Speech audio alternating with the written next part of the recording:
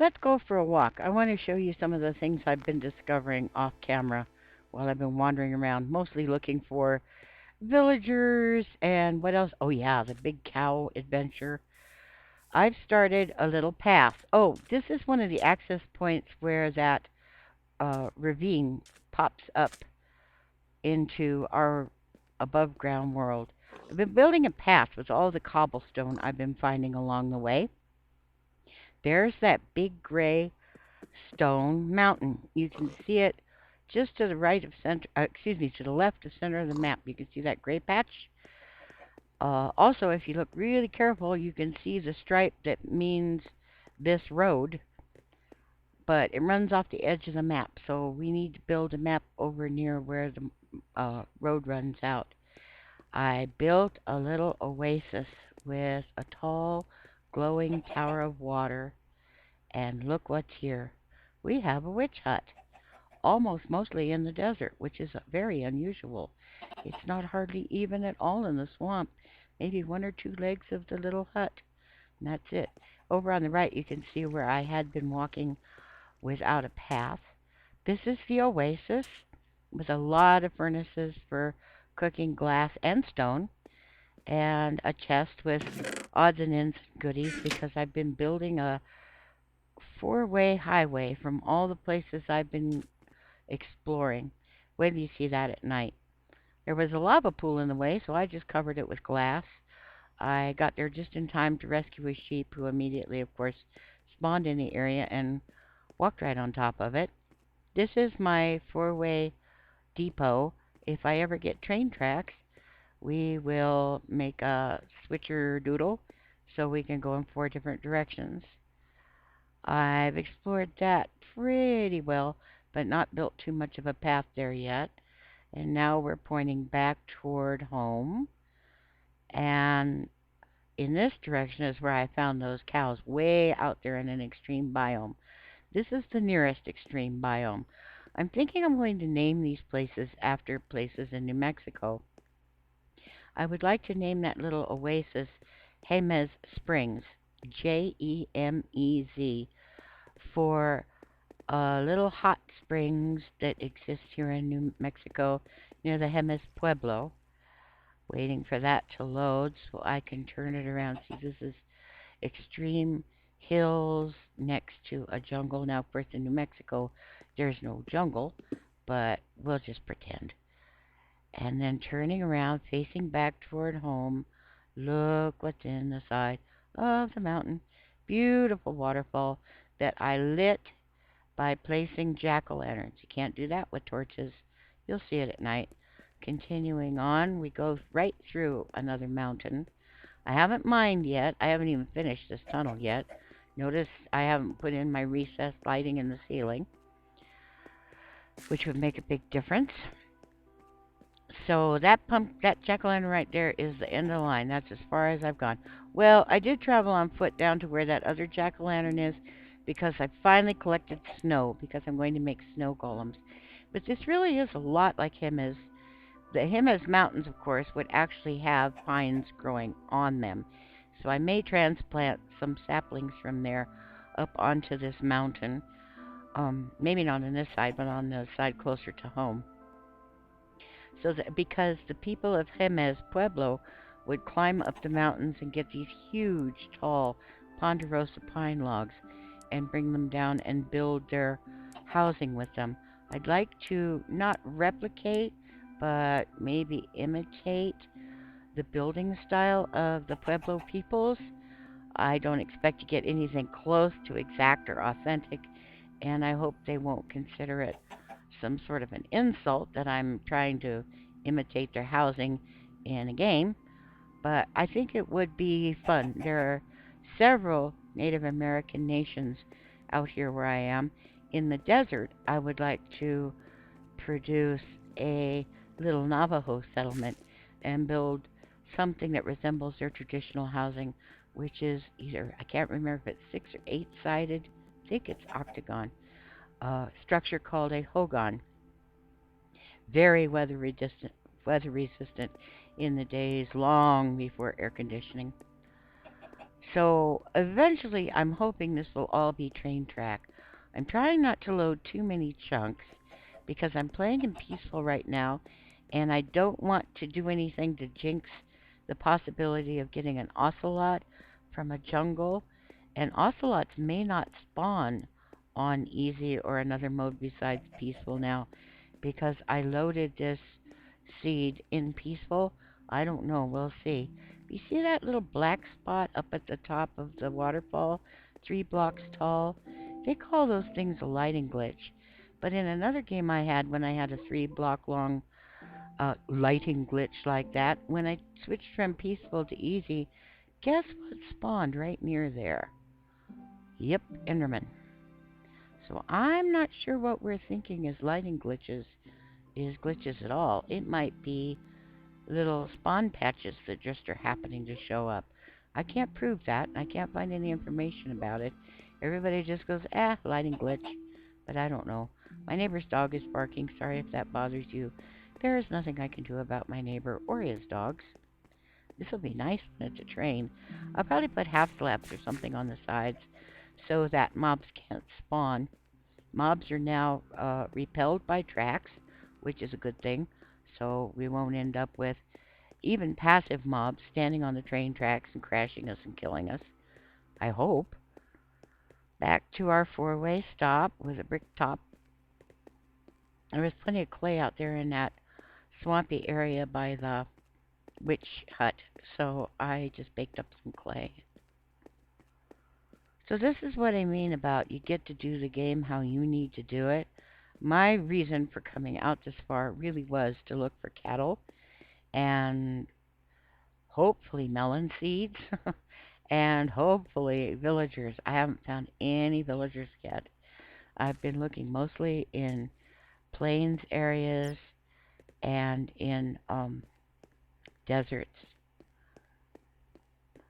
So you can see where I walked on foot and put up towers of sand. See how well they glow in the dark? So you can see them from a great distance.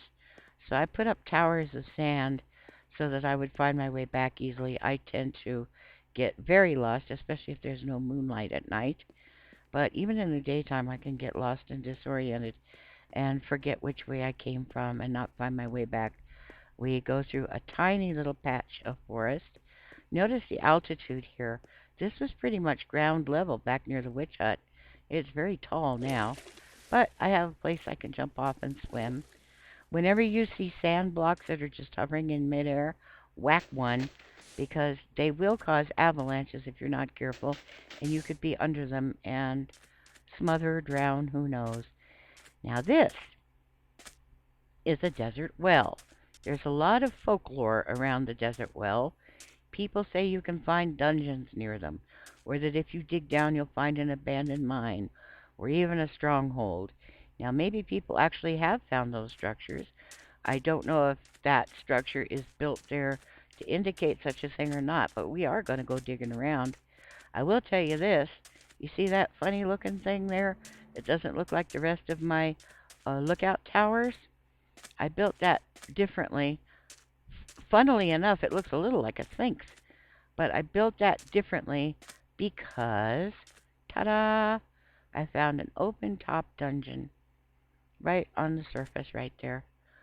There's another one in the opposite direction in that other desert that is a skeleton spawner. I left the chests and loot so that you could see what was in them.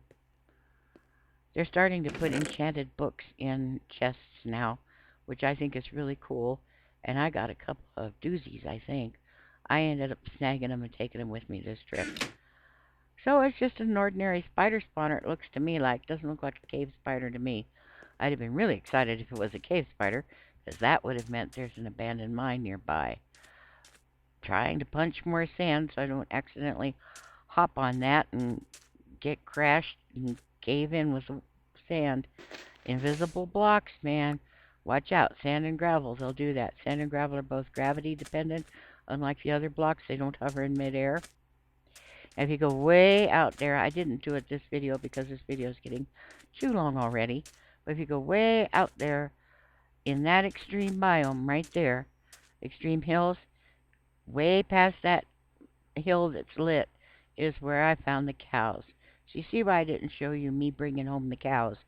It was about a 40-minute trip on foot because you take 4 steps, you wait for the cows to catch up. Take 4 steps, wait for the cows to catch up. I do want to explore that hill over there. There's a cave in it, that sand hill. I'm a little nervous about it because I don't want to end up with a collapse. But I was wondering if maybe it might be a buried desert temple. I don't think it is. I think it's just a regular old cave with a big pile of sand on it. It's going to be really, really dangerous if I accidentally punch out the wrong piece of stone or the wrong piece of sandstone. Have you ever done that? You think, oh, well, this is a piece of stone. It won't hurt me. And kaboom, down comes a whole column of sand on your head. This one also has invisible blocks. Look at that. It's a beautiful structure, but look at all the invisible blocks with sand on top. Yep. I've noticed Vex and some other people who make hardcore cootie maps are starting to use this trick. I don't think I'll be playing any hardcore cootie maps for a while. Vex made one where whole caverns would collapse. They'd be made of gravel or sand and just wail on you. So yeah, out there's where the cows are, and there's another extreme hills biome even past that. But I just barely looked because I was looking mostly in the plains and the light forest areas and so on, trying to find villagers. But I put that tower on top. While I was putting that tower on top is when the game loaded the cows. Because I looked down in that valley down there and didn't see any, but by the time the tower was done, boom, there were cows. Coming back to our rail center from that direction, see there's the fountain. I'm glad I made that tall fountain. If you need help knowing how to put up a fountain, I can help you. Other people have tutorials on it too, but it's beautiful at night because it glows in the dark. Now out here where I walked by foot, with no road, I mean, I put a few little towery things to mark my way. This is pretty much unexplored again. I didn't want to load too many chunks before the next update and before I had it on survival mode because I really want stuff to spawn in. Especially, I would like to find some cats.